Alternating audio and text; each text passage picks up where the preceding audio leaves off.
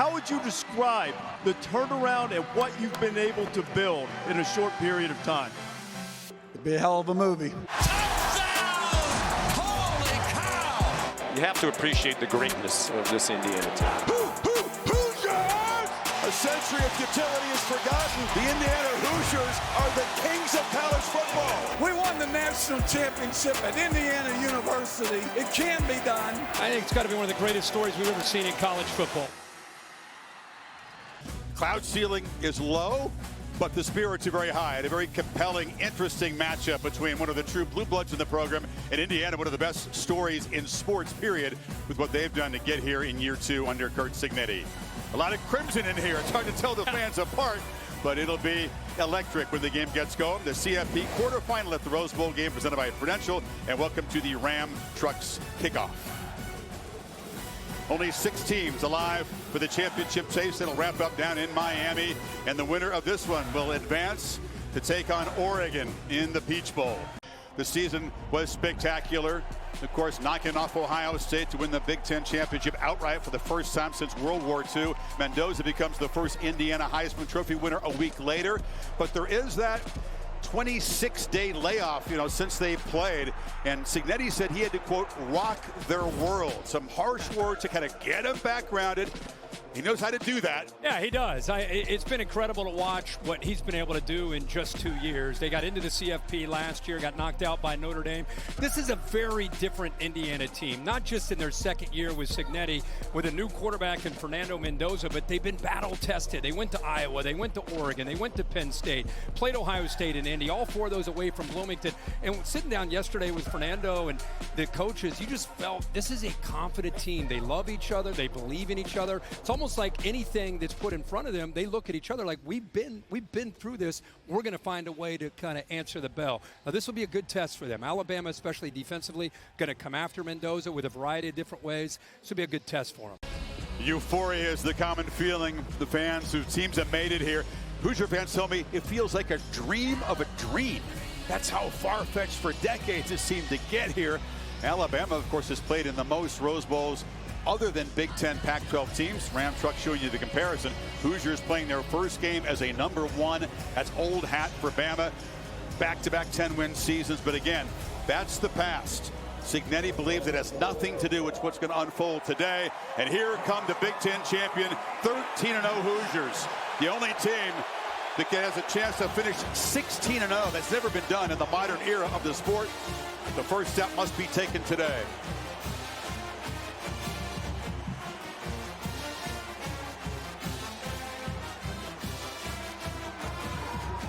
Kalen DeBoer, like Cignetti, came up steadily through the lower divisions of football. He's won everywhere he's gone.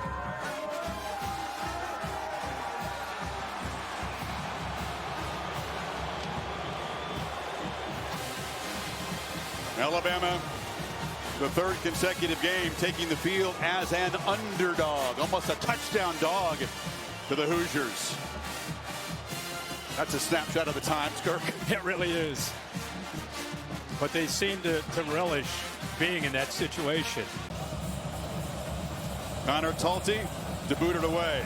Roman Hemby, excellent running back for the Hoosiers, is back deep. Here we go. And the line drive kick will sail out of the end zone, and the Hoosiers will start at the 25-yard line.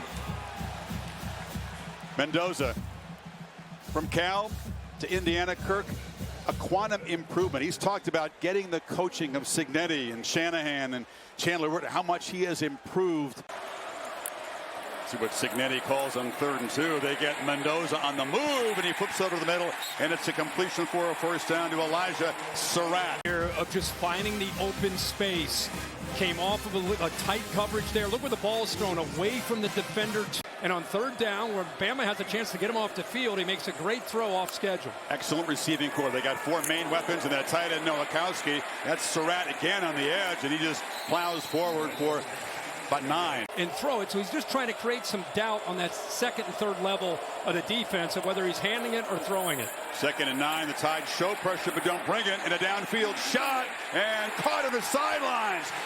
getting the foot down was Charlie Becker. Here he is on outside 80. Look at this move against Xavier Brown. Moves to the inside, sells it, and then both receivers, Cooper and Charlie Becker, wide open against that man-to-man look from Alabama.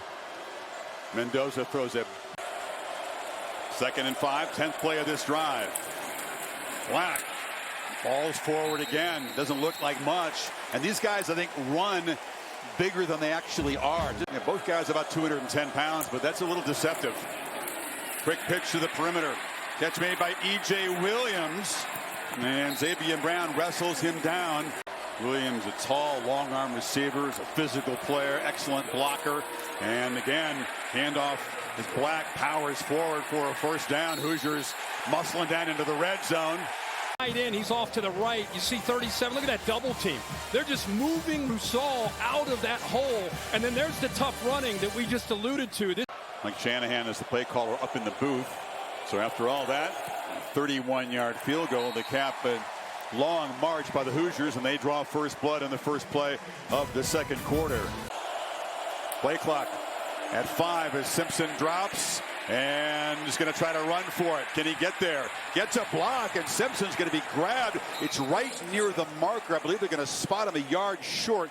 Aiden Fisher eventually tracked him down. Ball is. So as he slides, you look at his legs, you think he's got a first down, but where the football is, he seems that he's about a half a yard short. Here's the AT&T connected cam. As soon as that knee touches, it's right where the ball is. So that looks like a very fair spot. Hemby off the right side.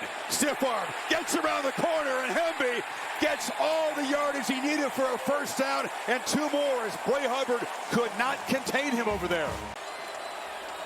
They're showing pressure. Here it comes. Mendoza has time. Blows end zone. Caught! Touchdown, Becker! Really good job of picking up the middle linebacker. And you give him soft coverage like that. Becker has enough twitch. We just bragged about how Deshaun Jones made a great play in front of him. This time he fakes to the outside, a stem, goes to the post, balls out on top.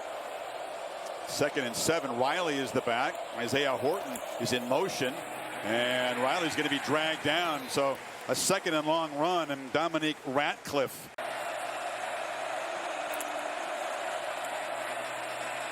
Four-man rush, plenty of time. Simpson escapes and not going to slide. He's going to stay on his feet. Lost the ball as he was hit after getting first down yardage.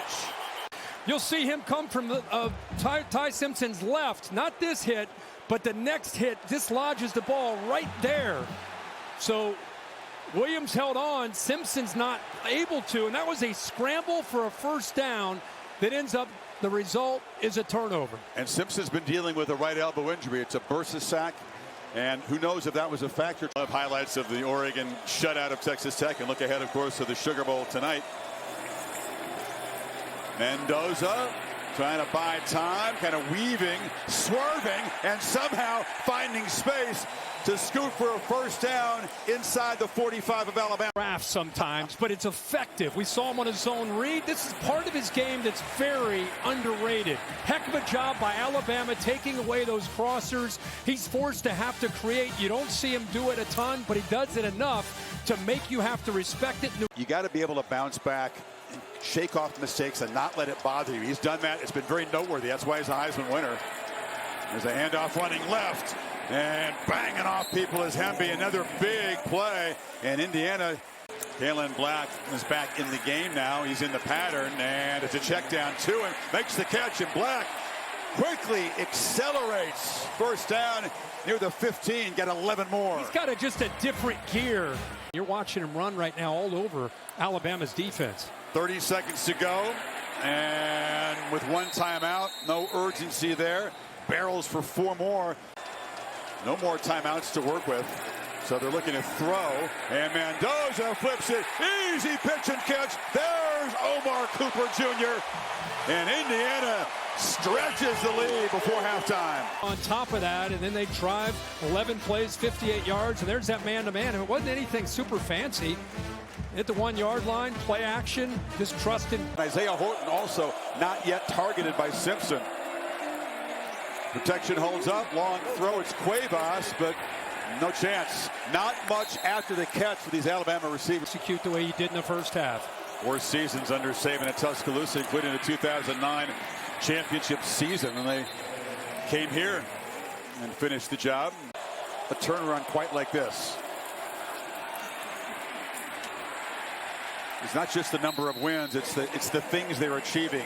Beating Ohio State. Mendoza on the move is being chased, but he's going to get away from Big Tim Keenan, get around the corner. Ball knocked to just as he stepped out of bounds. But talking about his legs being a factor this time, right away there's penetration by Tim Keenan. He's obviously going to be able to outrun him. Picks up a nice block by Nowakowski. And then because of the man coverage, he's able to just pick up. Once he got outside, those defensive backs have their backs to him. And to get Indiana be off schedule, get him behind the sticks. Pitch to the edge. This is Cooper, who had the touchdown late in the half. And he is going to drag Red Morgan. They've just been, after that opening drive, it's been them dictating things really on both sides of the football. Mendoza scanning. And once again will take off. Goes right up the middle. 3rd and 1, looking to throw. Launching to the end zone. Surratt's out there. Touchdown Hoosiers. Pouring it on. He's on the outside to your far left. You'll see him come into play. A little slant and goes right by the freshman. Ball's thrown right where it needs to be. The offensive line has a heck of a drive. Indiana takes their first possession, and after stopping Alabama's offense, they go right down to extend their lead. They're up 24. That was a crucial takeaway by the Indiana defense, and now let's see Austin Mack, 6'6", redshirt sophomore from Northern California. I guess you got to take this like one completion at a time, just one down at a time, and you're down 24 points. Now, very few meaningful snaps. Simpson's played vast majority, just 13 for 16 as a passer. On the move here, big fella pump fake after he was beyond the line.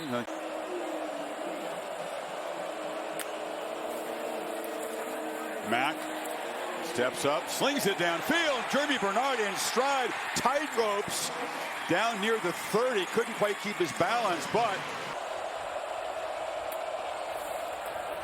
and Austin Mack in for Ty Simpson. It's his game from on out, and he finds Cuevas on the sidelines. Nice throw. It's going to be 1st and goal. And they bring it. Mack stands, delivers. It was behind Brooks, who takes a huge shot after the incompletion by Lewis Moore. 4th down. They showed pressure from the left, ended up bringing it from the right. He had just enough time to get it out because it had to come out quickly. There's that pressure right there. Hardy's always involved in trying to get there. Trying to go to the back shoulder. From 28 to get Alabama on the board here. Final 3 minutes of the 3rd quarter. Bama then coming in behind against Oklahoma. They bring pressure here. Mendoza again gets it out. One more completion against the blitz, and that's Nowakowski, the tight end, rambling into Alabama territory, bouncing off people. Do these 2 receivers work here, and they affect the safety because the tight end's going to eventually catch the ball. But watch these 2 receivers almost kind of set a screen there, makes it tougher for the safety, Red Morgan. Final minute of the quarter, they hurry and run the play up the middle. Look out! Oh, a shoestring tackle as Black almost got away from Hubbard for another touchdown. Picked up 16. How about this Indiana offense? Curt, 154 yards rushing, the same number passing. Perfect 50-50 talent. That's pretty good. Black bursting free. Hoosiers punctuate an incredible performance. All night long because they deserve it. These backs are talented, but what a job with the execution of what they're doing up front. It happened a lot faster than I think anybody expected, but this is not a surprise to him. Not at all. Mack, he'll be sacked. That's the first sack. But they've had a bigger impact than that one sack, which suggests they've had 13 pressures of Alabama quarterbacks. That's a good number. And on 3rd and a mile, miscommunication as Mack fires the ball. No receiver in the area. Isaiah Jones was bringing some pressure. And there's nothing plucky about this underdog group here. This is a sheer display by a really talented, well-balanced team. I'm going to debate you on that because they are now.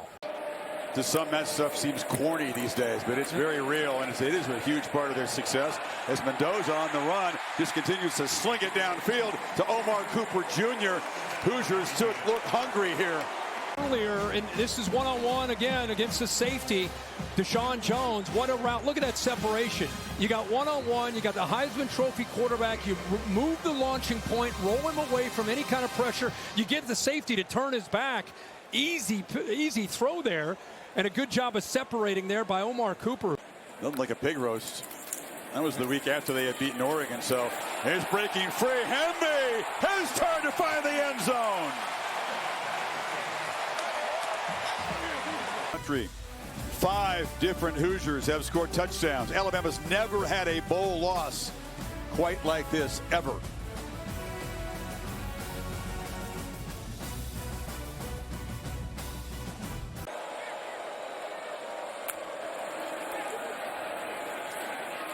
Mack, long throw, catch made on the sideline by Bernard, and it's a first down near mid. And better with development and reps. Very different defense that Trinidad Chambliss will see. And this pass rush coming after Mack, a second sack. This by pressure here, and then bring it here and drop here. Again, this is what they've been doing all game long. Try to create some confusion with the offensive line and protection, which they did. Late movement, give them a pre-snap look, end up bringing a different look after the ball is snapped. And they're going to try a reverse flea flicker. Back finds Williams, who catches it way behind the line. Gets a couple blocks. Ryan Williams, look out. He is electric with the ball. Those are the Indiana starters who are still in there on defense, bringing pressure off the edge. Mack flips it down. Hill's knocked out of bounds. I think one of the visual takeaways for me from this game, besides all the plays they made, is right here. This arched eyebrow. That's the expression when he sees DeBoer going for it on 4th down early in the game. You got to look down. It's a 4th down play. Mack, hit, and loses the ball as he's sacked for a 3rd time. Boykin has had a couple of those sacks. They may not leave the stadium, these fans. The celebration continues over here. Yeah, they got people crying. It's incredible. This is great. Good for them. Congrats to Indiana. The Hoosiers hammer Alabama here in Pasadena and head to the semifinals, the Peach Bowl, for a chance to play in the national championship game. 2 guys who traveled similar paths, mutual respect. DeBoer's team outplayed in every phase today. Yeah, again, a lot of respect there. One of the things that we're about to hear from him, but he's going to he'll put it in perspective. It's a good win. He'll put it behind him, get ready to move on to the next challenge. And for Alabama, get into the offseason, make some adjustments, and try to come back stronger. Yeah, Coach, congratulations. How were you guys able to out-physical those boys from the SEC on both sides of the ball today? We've been a pretty physical team all year long, and it's a great win against a great football team with a storied tradition. And I thought our guys played really hard from the first snap to the last snap, and proud of them.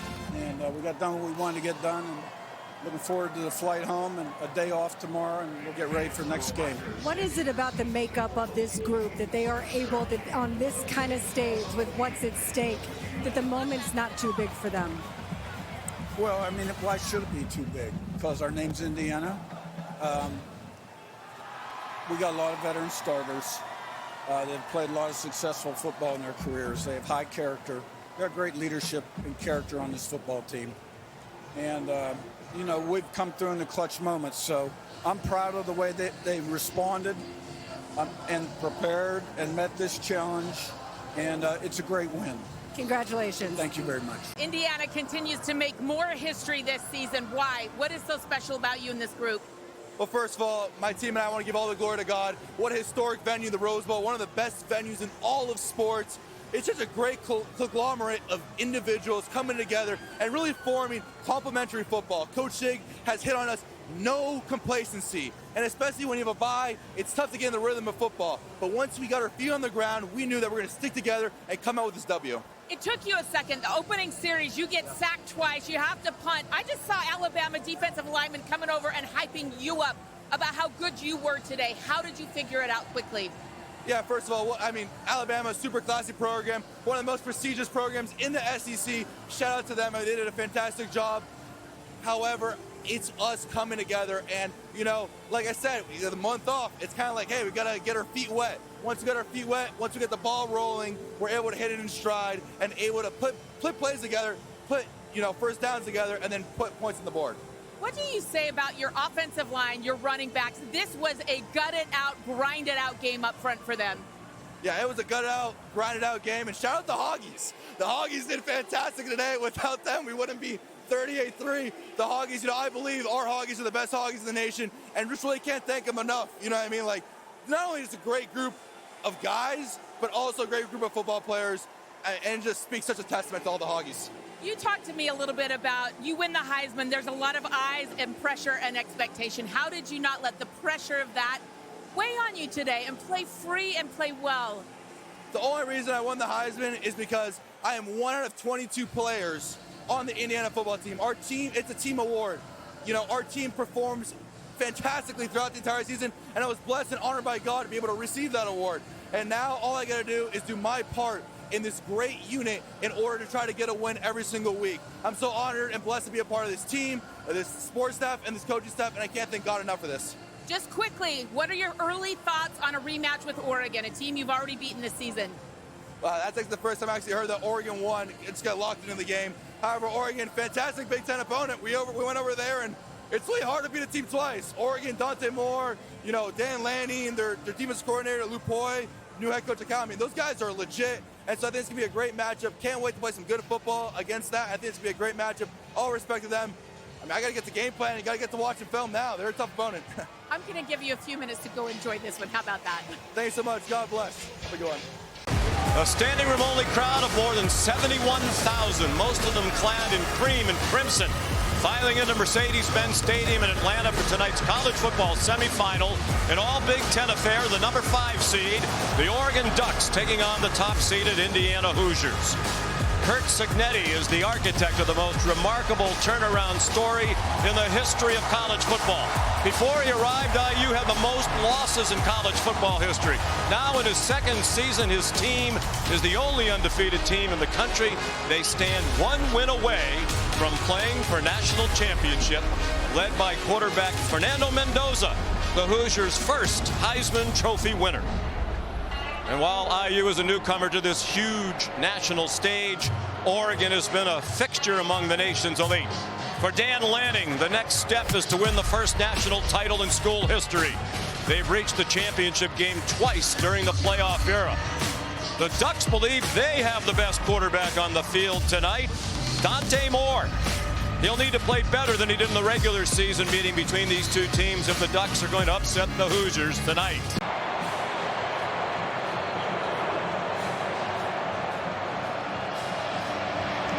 Warren kicks off for Indiana. The college football semifinal of the Chick-fil-A Peach Bowl is underway.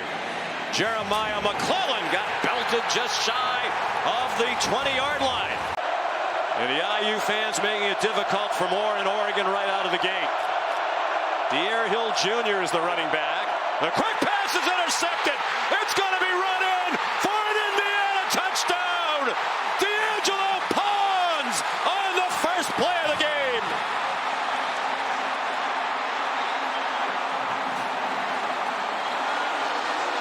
And a big mistake here early by Dante Moore. Look at D'Angelo Pons. Got outside leverage of an outbreaking route, and his eyes are in the backfield the whole way. The ball's thrown slightly inside.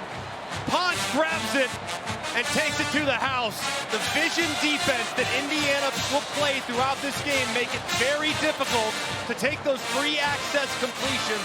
And Pons, who is a lockdown corner into the boundary, will make you pay every single time. Will Stein, the offensive coordinator, on his way to be the head coach at Kentucky. Play action pass. It's a screen.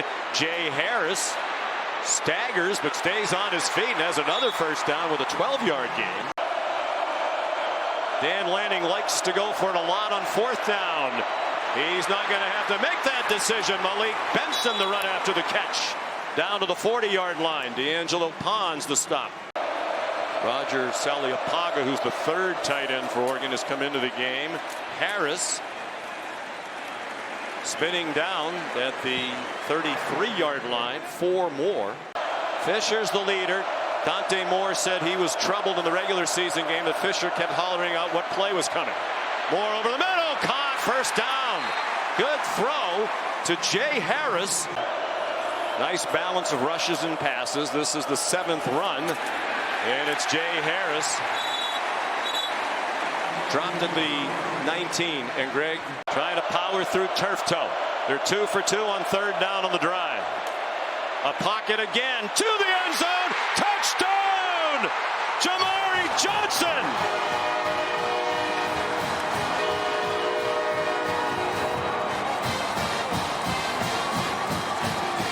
And Moore 5 out of 8 on the drive for 50. And how about the guts and maturity and poise displayed by the 20-year-old Dante Moore, who after the disappointment early answers back. Hoping to return home to play against the Hurricanes in the national championship game. He's on target to Elijah Surratt for a 5-yard pickup. It'll be 3rd down and 4. Hemby is the running back. He'll split time with Kalon Black. Plenty of time. Mendoza, another back shoulder throw and a catch in traffic. Back shoulder throw. And the timing is so incredible, and the precision and strength of Surratt to work through the contact of the defender, flip at the last second. This is well covered, this is well defended, but guess what? On a perfectly timed back shoulder, you can't stop. The offensive line's already a little jumpy. There's a move right there. Not as dramatic as the moves were in Eugene. On 3rd down and 4, he's on target, caught the tight end, Riley Nowakowski.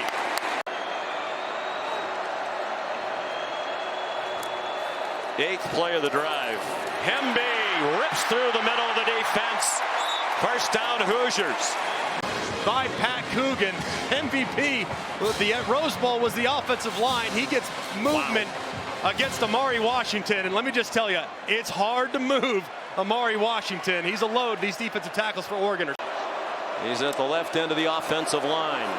Mendoza, end zone, caught! Touchdown! Omar Cooper! And I just love this design.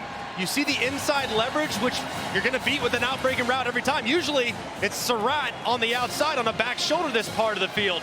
Instead, this time, they go with a slot formation. They get Cooper lined up against a safety and Aaron Flowers, and you don't have a lot of room as a quarterback. Likely to be the top 2 picks if Moore goes into the NFL draft. He hasn't made up that decision yet. The ball slips out of his hand as he wound up to throw. And Indiana has it inside the 5. That's exactly what happened, and without Whittington, without Davidson, they have not had a ton of reps with Hill. They have an RPO called. Hill gets too close, and as Moore is pulling it back, it hits the nose of the football against the left shoulder pad, and a massive mistake. Mendoza with Black, the running back. Black straight ahead, touchdown. Kalon Black.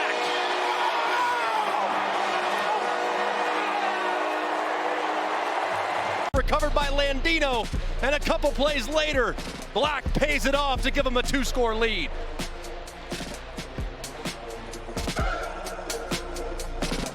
Too shy of the IU single season record. Harris, the running back, on 2nd and 3. Play action fake. Moore running out of time and gets sacked. Great job by the center field safety, the aforementioned Moore, who plays it beautifully, stays over the top, sees it, and he knows that it's going to take way too long for him to be able to get it home. Dante Moore's got to lose that football.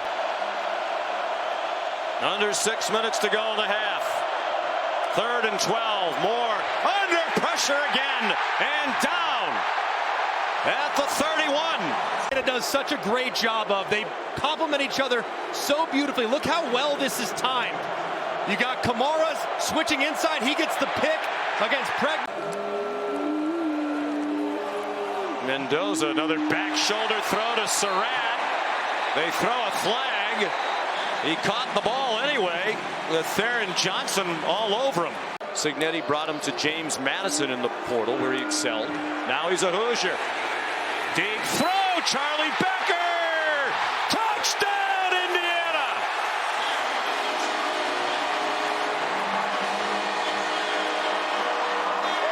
They can throw the back shoulder. They can throw it over your head. It's press coverage. Fernando Mendoza knows exactly where he's going. He just has to take care of the safety. His eyes start there to the left. Then his helmet swivels over, which buys just enough time for Thieneman. Can't get over the top, and Becker, the emergence since the Penn State game has been phenomenal. 6'4" with tremendous speed. He's added a deep throw element to what already was a remarkably balanced wide receiver core. He's very speedy, great size at 6'4", terrific hands. Had the talented freshman Finney in good coverage. They're going to have to throw it with regularity. He gets hit, lost the ball again. Daniel Ndukwe knocked it out, and it is Indiana ball. How about the hit by Ndukwe, who's had to step up in the absence of Stephen Daly? He arrives immediately and makes the play, and Landino's right there. But that's what happens when you're Landino. When you do what you're supposed to do, and you're a great teammate, that's exactly what you're rewarded with. He goes out, he sets the pick against Harkey, the right tackle, which frees up Ndukwe to make the sack. The attention to detail is remarkable. Mendoza handled the high snap. And down inside the 10-yard line. So here's 3rd and goal. So many options for Mike Shanahan. Hemby's the running back. Mendoza, quick pass, touchdown, Elijah Surratt.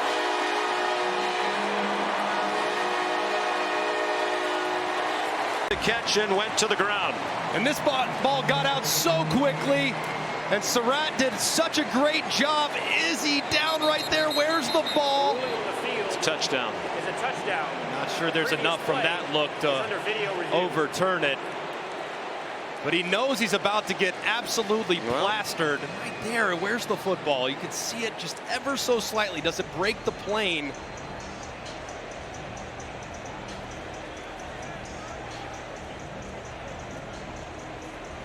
Right there, where's the ball?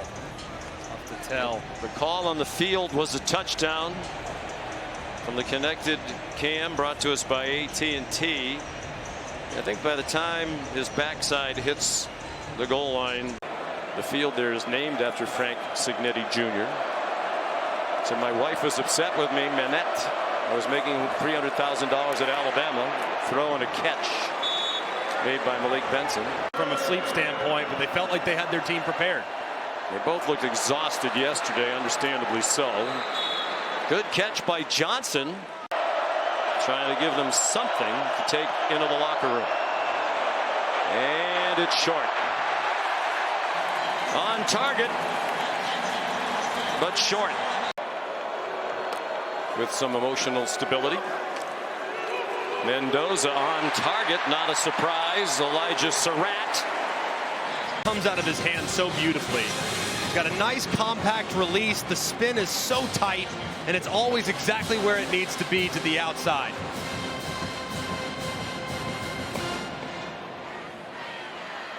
A baseball player walking on and becoming a tone setter as they transition to Big Ten. It's amazing. Mendoza far sideline, another perfect throw and a catch by Becker.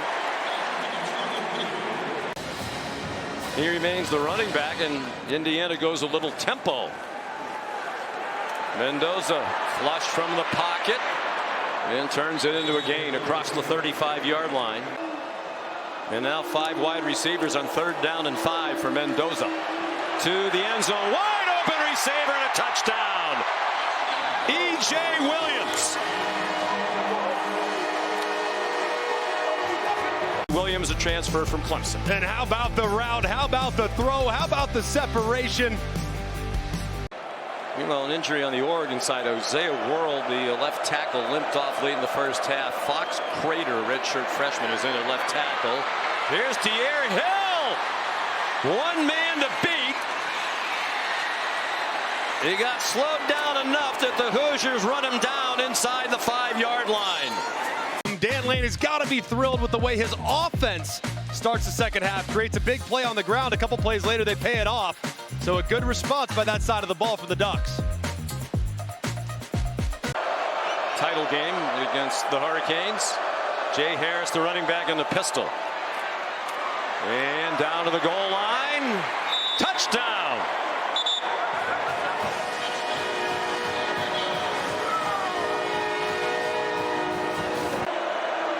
Four receivers to the right, the three widest in a bunch. Moore throws it to the other side, single coverage. Jamari Johnson the catch for 2.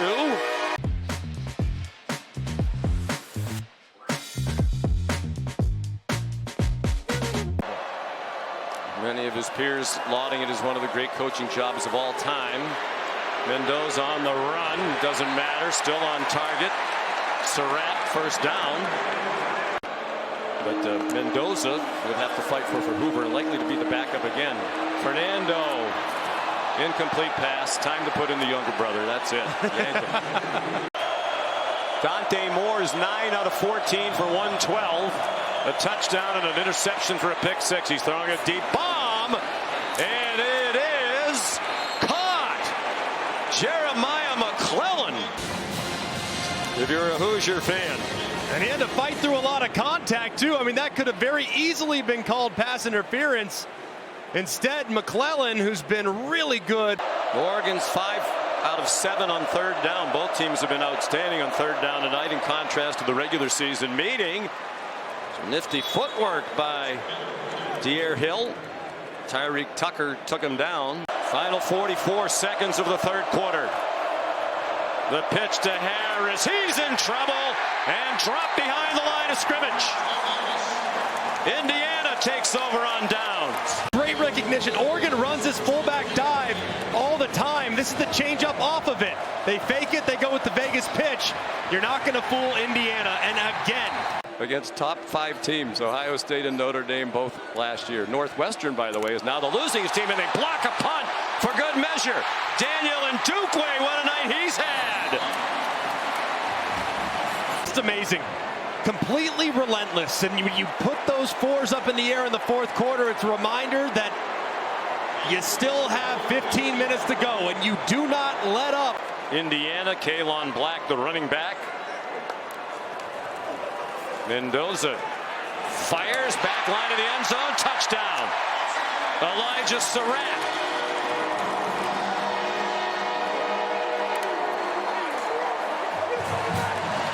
As a child.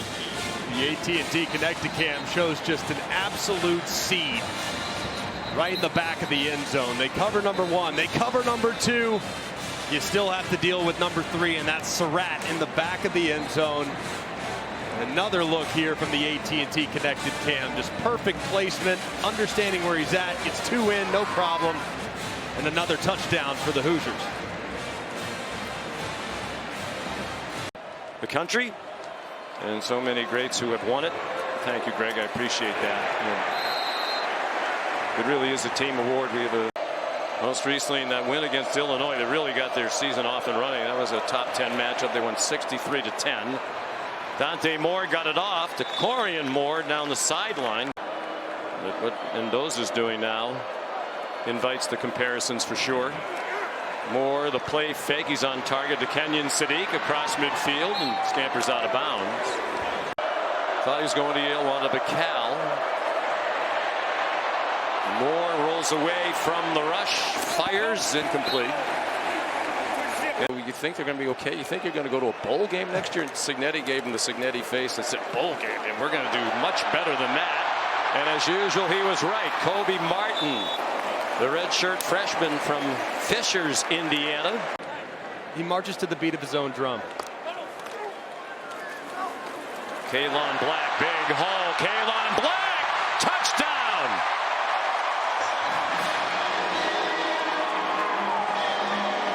Oh, and finally a smile. Playing in his hometown is one of those full circle moments that she has prayed for.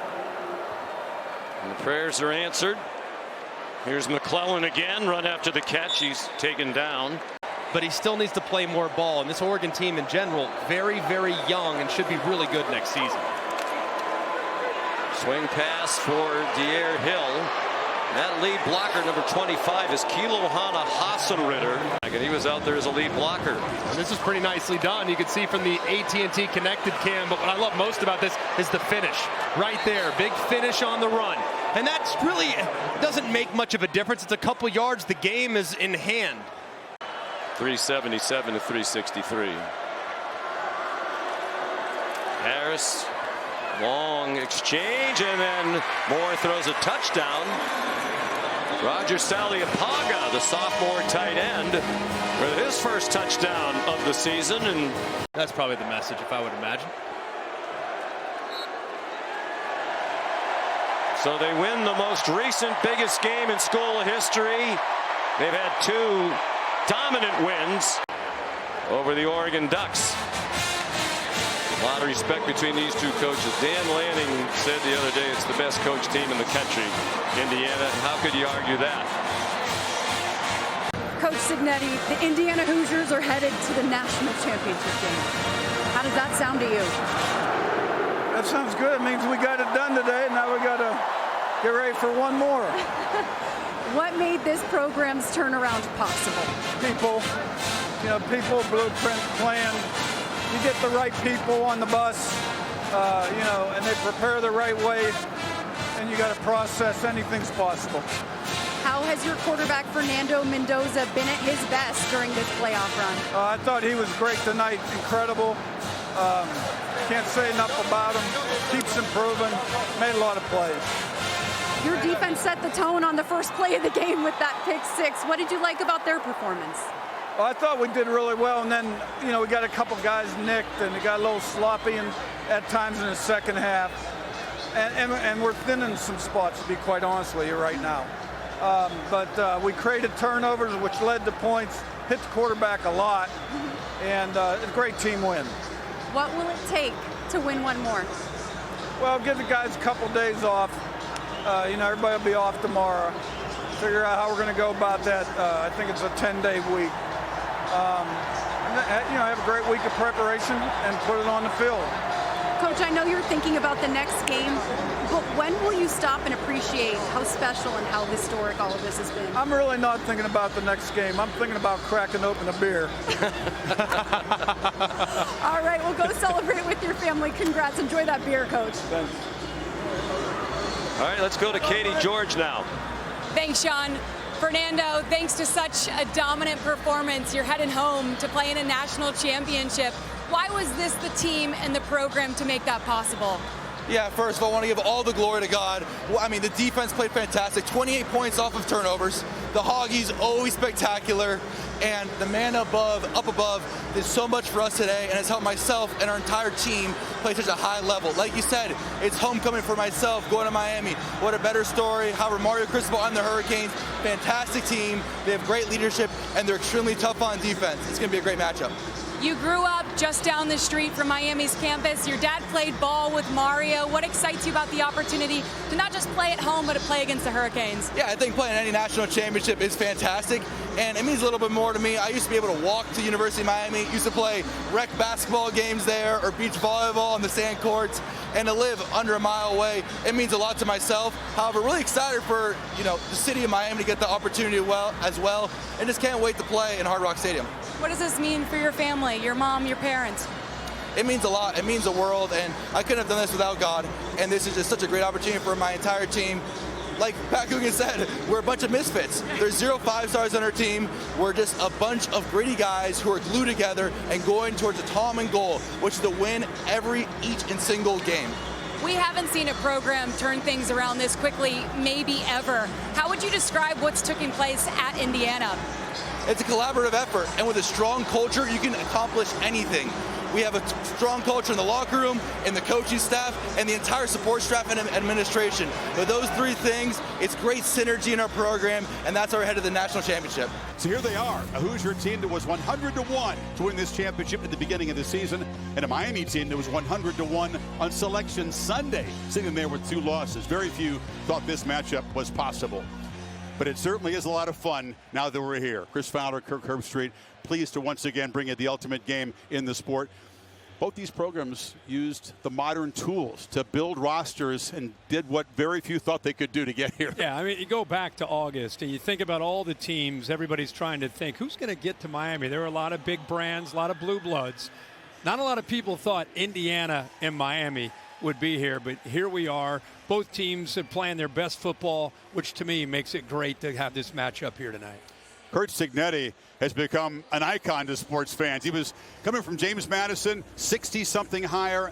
Unbelievable job getting to the playoff last year. Next level this year with the Big Ten championship. Yeah, I think you could say safely that this is the best turnaround job we've seen in the history of college football. Last year into the playoff in year one, and now this year to the national championship. And think about where Indiana football's been over the decades. And to be able to do it that quickly, I think says everything about the culture he's created, the ability to develop players. And, of course, he found a quarterback in Fernando Mendoza. Here we go. The championship matchup very few could have foreseen. The Hoosiers trying to get to 16-0.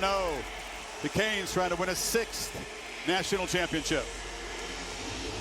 We'll see back in the Canes offense. Brendan Franke, who's been injured, returns. He's got a huge leg. This is unlikely to be returned by Keelan Marion. Franke would attempt any long distance field goals that Cignetti elects to try tonight. Well, check that. He boots it to the 1-yard line and a chance for a return. And Marion breaks through one tackle and he'll be stopped at about the 27-yard line. 1,000-yard rusher on the season. 2nd and 1. They pitch it to the perimeter. Malachi Tony gets a block. And the speedster, the 18-year-old true freshman. Tony's in the backfield and slips out. He's got the football, but not enough for a first down. Tackled immediately. A lot of Hoosier eyes on number 10. Roe Hardy brought him down. On early downs, get him to 3rd and long, and then be able to play zone with attacking linebackers and safeties getting downhill. Take away any threat downfield, make them have to throw it in front, and then rally to the football. The game plan for him. See what the Hoosiers do to adjust. Quick throw across the middle. Catch made, and running after it is Cooper. Cooper! Breaking tackles out across the 45 yards after the catch. Slow developing RPO. He's reading Torre right here. You make the decision. Is he coming up? Is he staying down? He sees movement up, so that gives him the quick glance route right there. Get the ball out, give him a chance to protect himself, gets off of that would-be tackle. There's a pitch to the edge. Surratt with a stiff arm there on Ethan O'Connor. And he's going to have first down yardage. Free access. You're going to stay off as a corner. He's going to take it. That was a run play with an alert tag. And every single time Mendoza either sees inside leverage on an outcut or a soft corner, he aborts, gets off the run play. 2nd and 7. Pocket closing in, but Mendoza stands and delivers. It's another first down strike for the Hoosiers inside the 35. And it fit that play. On 3rd down, trying to run for it with Black, and Black bursts for a first down as the Hoosiers are in the red zone after a 7-yard 3rd down run. They bring it. Pitch to the end zone and fought for it, incomplete. Well defended. That was O.J. Frederick on Charlie Becker. Nice breakup. Yeah, it's a matchup we want to see with Xavier Lucas out of the game. Frederick is not surprised at all with the ability to get his head turned around and get in position, and they will allow the corner to get handsy if his head is locating the football. So Niko Radicic, almost automatic from 34 yards. Indiana, with the quarterback bleeding a little bit, draws first blood in this game. The Hoosiers, 12-play drive on top, late first quarter here at Hard Rock Stadium. Beck zips it far sideline again. Pass broken up by D'Angelo Pons, closely covering C.J. Daniels. You see why this guy is an elite player. Conceding nothing. 3rd and long, pressure comes. Beck's going to be wrapped up and sacked by Aiden Fisher, the captain, an emotional leader of this Indiana defense. And the Hoosiers are flexing. It's just going to come right up the middle. Able to get pressure Fletcher, who's usually pretty solid on third down and pass protection, 4-on-4, he just shakes it, goes right around him. Think about that. Right. That's how locked in and how accurate he's been. Surratt, again, easy access. Kane's playing off him, and number 13 makes him pay. First down yardage in front of Frederic. First down pitch across the middle. It's broken up. Frederic got a hand out and broke it up, and Surratt was tightly covered that time. Ray came down, so he thought he had the quick route, but I'll tell you what, 29 right now is playing very, very well. He got away with a grab there with the left arm, grabbing onto Surratt, but he's tight and he's in phase, and he's got his eyes on the quarterback. Black is the back on third down, and Indiana no trouble picking up what Miami could not a few minutes ago out to the 39. Cooper comes in motion, handoff up the middle, and barreling for a first down and more is Kalon Black.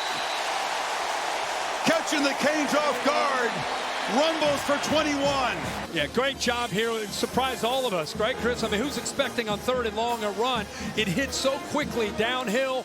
It's been Black who now hits 1,000 yards with that run at the hot hand. Again, huge cushion, and Becker makes the catch, fights down near the pylon, touchdown Indiana!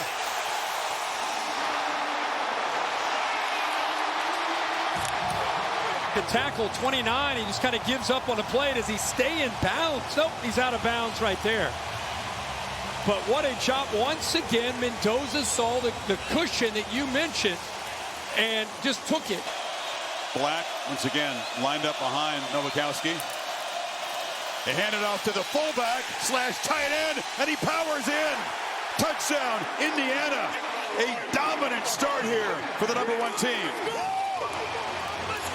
Converting again with Charlie Becker, and then they're able to finish the drive off with Nowakowski with Carter Smith leading the way to give the Indiana Hoosiers their first touchdown of the game in the national title.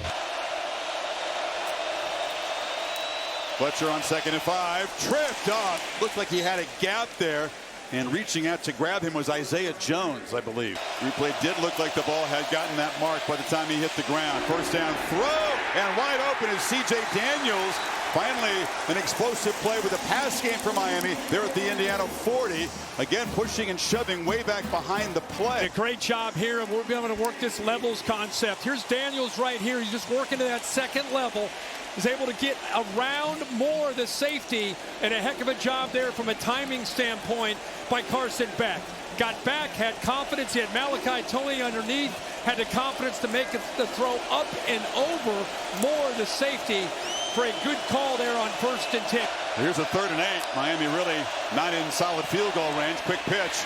Keelan Marion makes the catch. He's spun down short of the marker. It's going to be about 4th and 2. Kamara made the play, and then does Cristobal go for this one. Davis, who kicked a game-winning field goal here against Notre Dame in the opener. That was from 47. This is from 50, and it doinks off the right upright. That's the 2nd time he's doinked one in the CFP. To start the second half. And then Miami, their first opportunity to try to come away with points. They miss it. What is it with goalposts all of a sudden? It's like a magnet for the football in the games we do. I know. There were 2 doinks, one by each kicker in the Miami-Ole Miss game.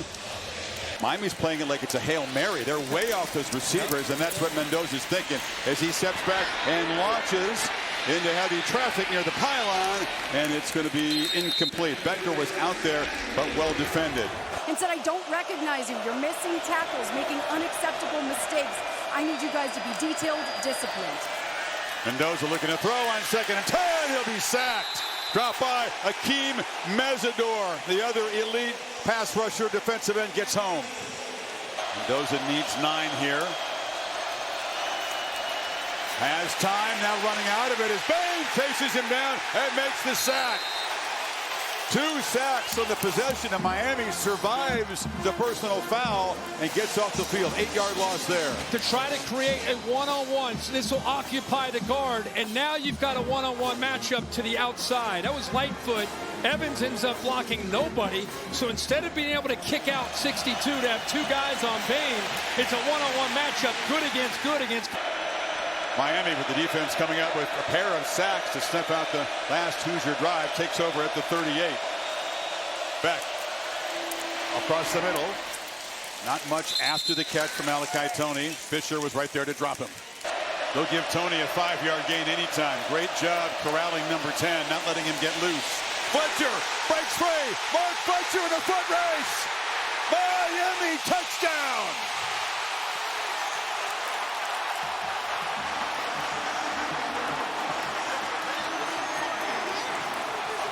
Watch 87. You're going to get a great block here, but 87, Bauman does a nice job of sustaining his block. Look at 7 as well. C.J. Daniels. These receivers from Miami do a heck of a job of blocking and allowing an 8 or 10-yard gain to go for 15, 20 or more. Just keeps that corner sharp outside, and then Fletcher does such a good job of getting downhill. So 20 yards rushing in the entire first half and 57 on that carry alone. And his dad, Mario Cristobal, says has the best seat in the house, and he sure did for that touchdown, Chris. Beautiful stuff, Molly. Indiana back to work. Henry breaking tackles, still running. And out across the 40. These guys have been tough to tackle all season long, and Miami hasn't done a good job tonight. So he's not in there to anchor the middle of this D-line on 3rd and 3. Mendoza looks to throw, gets it out, and it's bobbled and incomplete. Surratt had his hands on it, normally very reliable. Dropped the ball at 3 at their 47, and here comes the punt team. Yeah, really good job of seeing it with Mendoza on 3rd down. Keontae Scott brought the blitz on his left side. Team's receivers concede very little. Pressure for Beck up the middle, gets it out. Tony's got the ball, but not enough. Wrestled down immediately by Lewis Moore. They continue to feed Tony, but nowhere to run after the catch once again. So Dylan Joyce back on. Blocked! Indiana blocks the punt and falls on it for a touchdown! Isaiah Jones on the recovery.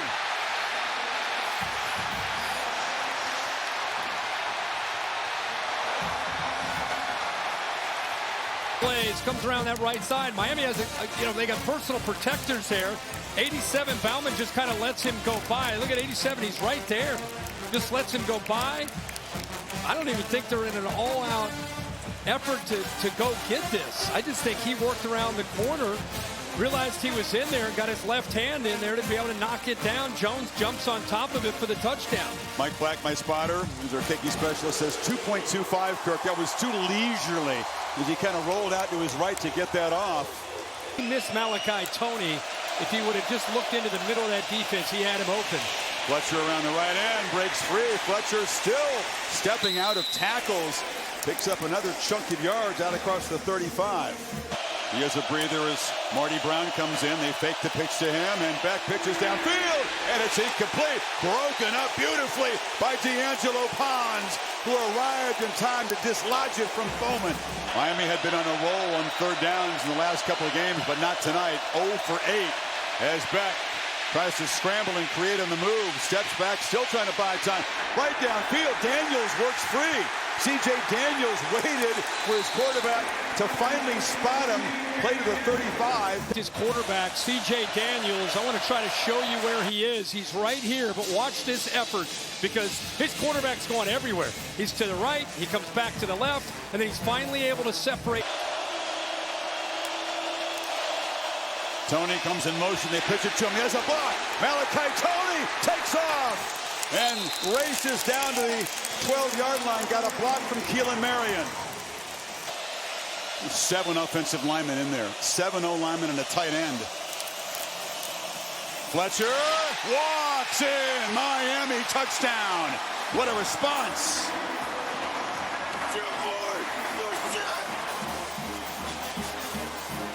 Linda's son's got 2 tonight.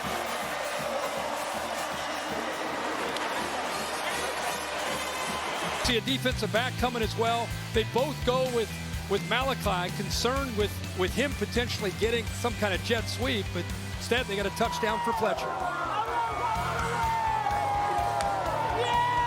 I mean, moms everywhere. You have to appreciate the sacrifices you make for your kids, the lengths you go to just to be there for every moment in his career. And Linda,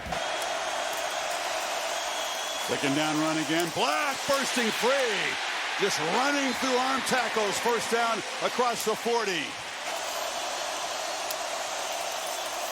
And there it is to the edge. Cooper has some blockers. Over Cooper with his quick burst.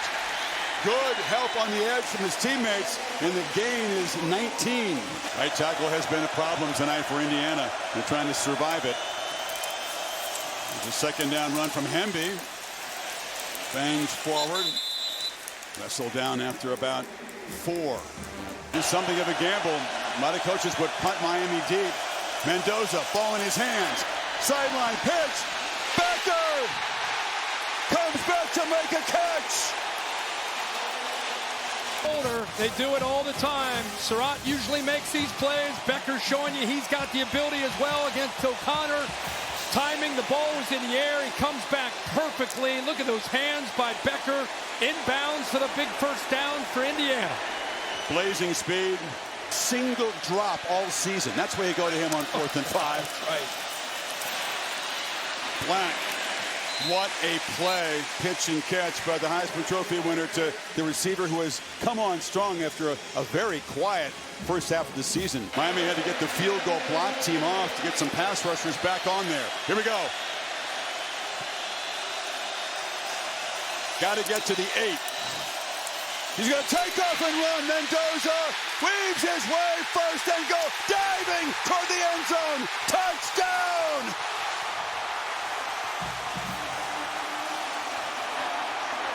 That's why he won the Heisman Trophy. Indiana back up 10. Unreal. Follows his blockers. Drew Evans leads his way in there. Also gets behind Kalon Black. But really, it was about what Mendoza was determined to do. Back at his home city. Chama not being impatient, trying to force it. Just checked it down. Got 8 yards. Miami playing, obviously, with tempo down 2 scores. What an enormous call. Offense on the field. Landing here. 2nd and 10. Back pedals. Launches downfield. That's Marion again. And comes back and tried to make a catch there. Ruled incomplete. Pons covered him. Weird play because he didn't spot the ball until just the last second. Cans the ball, and I think he initially caught it. And then as he went to the ground, I think the ball pops out and hits the surface. Watch him backhand that. And then the ball gets loose. Beck has time against the late rush, and he delivers a strike. Alex Bauman, the tight end, found space and picked up 22. Sat right behind the linebackers. He put it right over top of them. Beck again, delivers across the middle. It's Tony. Malachi Tony splitting defenders and weaving his way deep into Hoosier territory. And just like that, with 2 plays. This tempo is affecting the communication of Indiana. This is a disciplined defense that very rarely gives you very much to work with as far as the spatial recognition there by Carson Beck. He's not used to seeing that. They've done such a good job of taking away Malachi Tony downfield with bracket coverage inside and outside. Essentially come away with points in this drive. Tony in the backfield there. He's got it on the pitch. Tony breaks free. Malachi Tony spinning, scoring!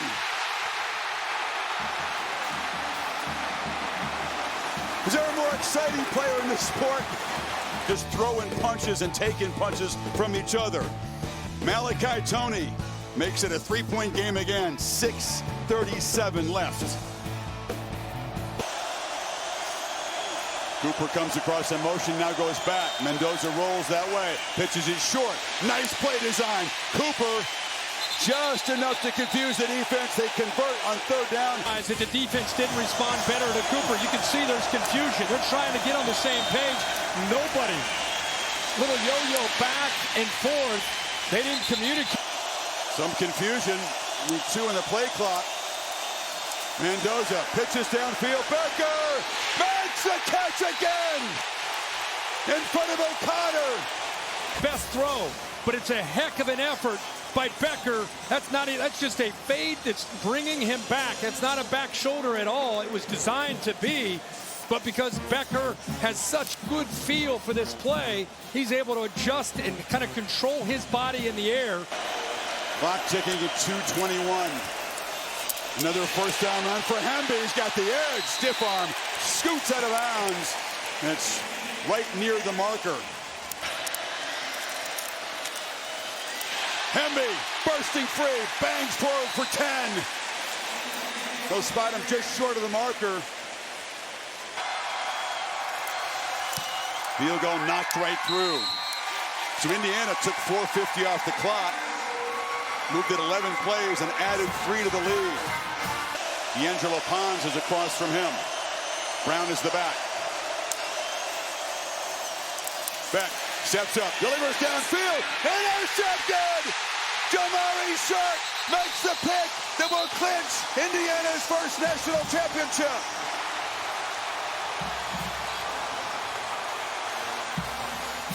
I think he might see middle field safety thinking he's got one-on-one right here. So as he throws it, the safety's going to work over here to help out. Now it's a 2-on-1. The corner knows he has help so he can trail. Doesn't feel the urgency to have to stay upfield with Marion. He knows the safety's coming over. Now he locates the football, staying in zone. Why should Indiana football take a back seat? He finds Mendoza. He brings a bunch of guys from JMU. He has a keen eye for talent. And a bunch of experienced veteran guys are going to come out of here with the school's first national title. I think it's got to be one of the greatest stories we've ever seen in college football. One of the losingest teams in college football history at the start of the year to now the national champions. A century of futility is forgotten. The Indiana Hoosiers are the kings of college football.